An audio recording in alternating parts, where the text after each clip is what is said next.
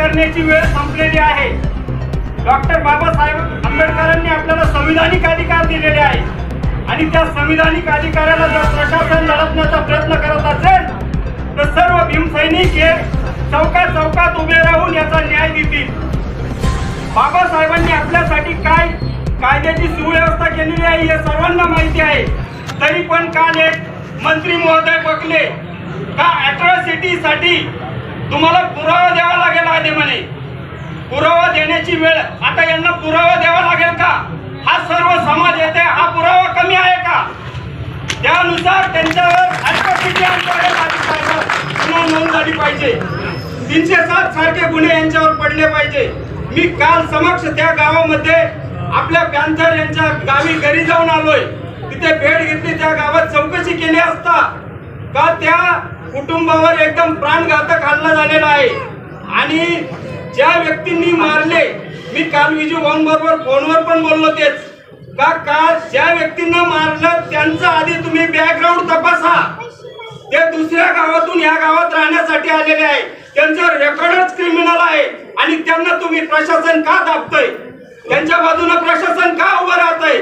यावर प्रत्येक पॅन्थरने आवाज उठवला पाहिजे।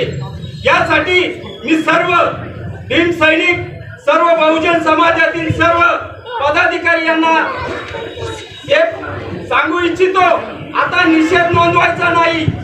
इथून पुढे कायदा आपल्याला हातात घ्यायची वेळ आली तरी चालेल, पण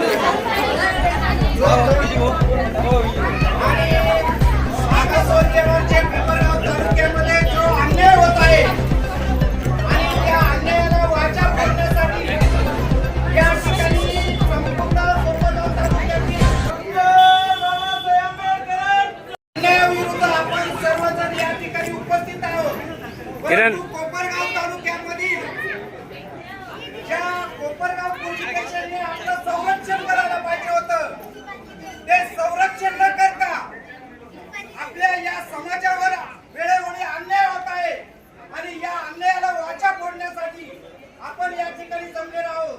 परंतु एक मोहऱ्यावर अन्याय झालेला नसून संपूर्ण तालुक्यातील प्रत्येक व्यक्तीवर अन्याय होतो, परंतु तो या ठिकाणी येऊन बोलत नाही। कारण बोलायला गेलं तर सदर कोपरगाव पोलीस स्टेशन खोट्या गुन्ह्याचं धाक दाखवून त्याला त्याचं तोंड बंद करण्याचं काम या पोलीस स्टेशन मध्ये होतंय। कारण या ठिकाणी का आवर्जून सांगायचं, कारण या ठिकाणी गाव गुन्हे असेल, ज्या ठिकाणी असेल पोलिसाच्या हस्तक असेल, हे लोक आपल्या समाजातील नेत्यावर खोटे गुन्हे दाखल करतात आणि त्याचं तोंड घेण्यासाठी पण त्यांची कोर्टात साक्ष चालू असल्यामुळं आता त्यांना वेळ नाही।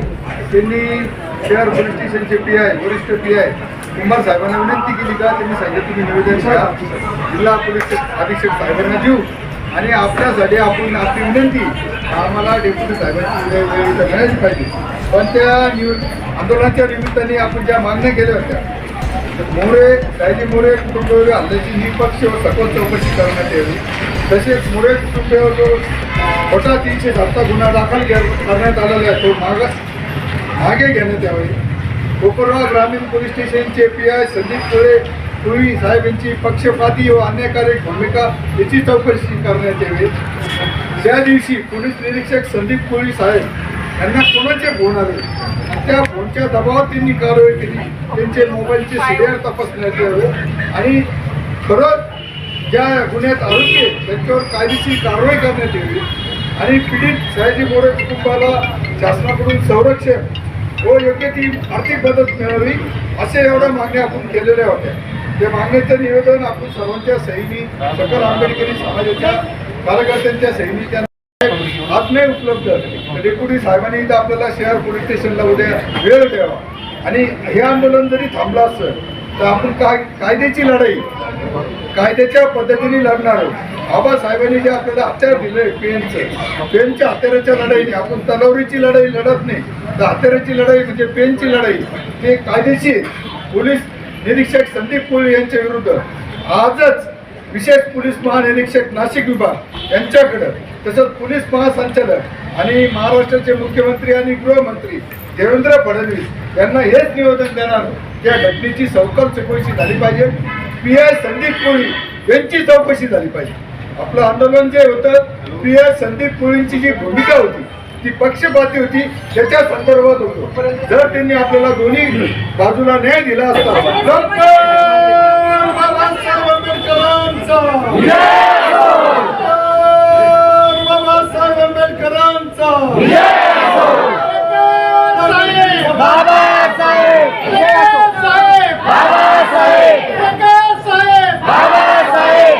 भारतीय संविधानाचा, भारतीय संविधानाचा, डॉक्टर